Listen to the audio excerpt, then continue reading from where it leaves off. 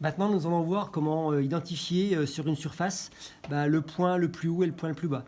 Donc la fonction mini-maxi de différents points palpés sur une surface. Pour cela, on va sur l'interface de la colonne de mesure.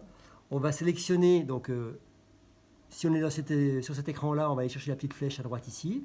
Sélectionner cette icône-là, donc recherche du point mini-maxi d'une surface. Là, je vais valider différentes choses, donc recherche du mini ou non. Recherche du maxi ou non, bien évidemment, on va laisser ces coches activées. Recherche de l'écart, enfin calcul de l'écart entre le point mini et le point maxi. Et ici, vous avez la possibilité de calculer le plan moyen passant par les moindres carrés pour définir un plan moyen passant par la surface supérieure de la pièce. Donc on va laisser cocher tous ces éléments-là. Nous savons que nous devons faire une mesure vers le bas. Donc on va ici activer le bouton vers le bas pour effectuer la mesure.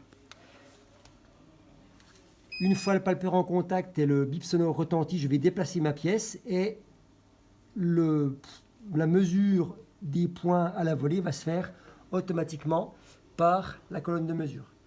Si je veux changer de surface et aller récupérer la surface de gauche que vous avez ici pour effectuer une seconde série de palpages, je vais activer la touche pause, redéplacer manuellement mon palpeur, la placer au droit de la surface à palper et relancer la mesure en déplaçant de nouveau la pièce pour effectuer la mesure des points mini-maxi. Une fois la mesure réalisée, je vais faire stop et automatiquement il m'affiche à l'écran la valeur mini prise par rapport à la surface de référence que nous avons préalablement sélectionnée, donc 80,575 mm, la valeur maxi 80,764 mm, l'écart entre le point le plus haut et le point le plus bas 0,188 mm et la position du plan moyen prise par le plan passant par les moindres carrés, les différentes hauteurs, par rapport au plan de référence.